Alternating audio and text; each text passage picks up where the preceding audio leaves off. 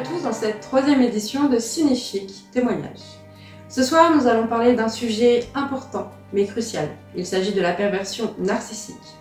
Et pour parler de ce sujet, j'ai invité Aurore, qui est coach spécialisée dans l'anxiété, mais aussi Sandrine, qui est une ancienne victime de pervers narcissiques. Nous espérons que cette émission vous apportera des conseils précieux, mais aussi des outils pour savoir gérer et reconnaître les situations de perversion narcissique. Aurore, bienvenue sur Cinéchic Témoignages. Tu es coach spécialisé dans l'anxiété et la gestion du stress. Peux-tu nous expliquer tout d'abord qu'est-ce qu'est un pervers narcissique ?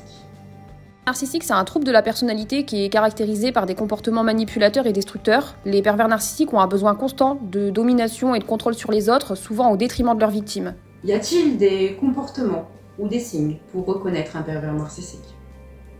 Les narcissiques peuvent montrer des signes tels que la manipulation émotionnelle, le mensonge, la dévalorisation des autres, l'absence d'empathie et aussi un besoin constant d'admiration et de validation. Ces comportements peuvent être difficiles à reconnaître au début. Aurore, pouvez-vous nous donner des exemples de ces comportements dans la vie quotidienne ?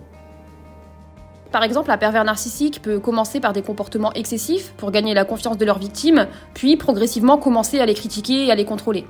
Nous allons maintenant écouter le témoignage de Sandrine. Bonsoir Sandrine, vous avez vécu avec un pervers narcissique en couple. Votre histoire est poignante et nous aidera à mieux comprendre l'impact de ces relations.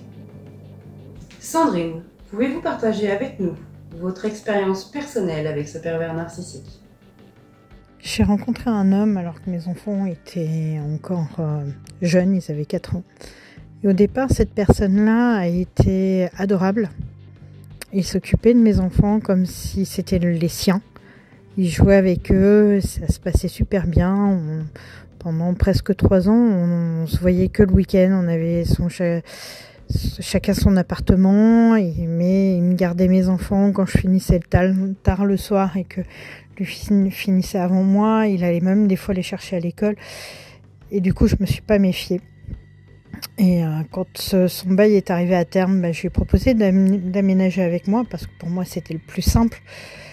Et ça a été ma grande erreur parce que arrivé donc chez moi, quand il a aménagé, il a pris le contrôle. Mais ça s'est fait insidieusement, pas tout d'un coup, mais par petites doses, petit à petit, et au point où il a commencé après à me rabaisser.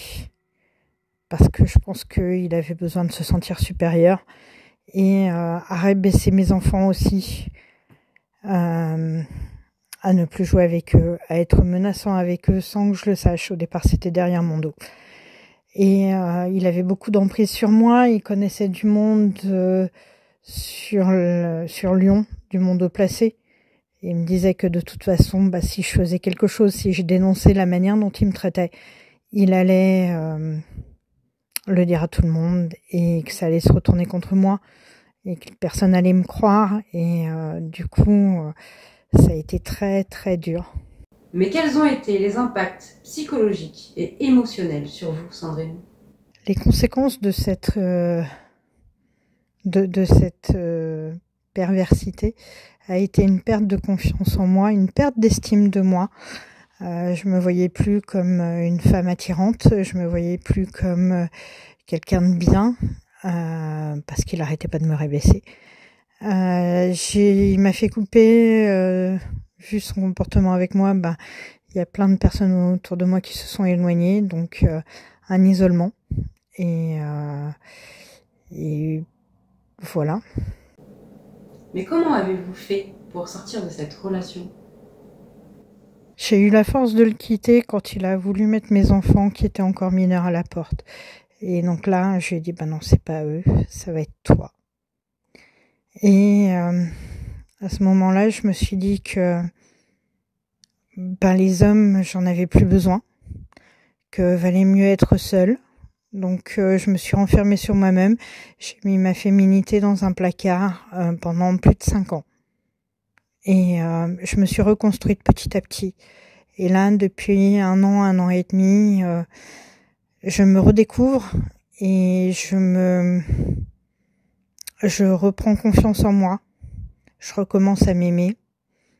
Et j'ai l'impression d'être à un moment d'éclosion ou de renaissance. Et c'est génial.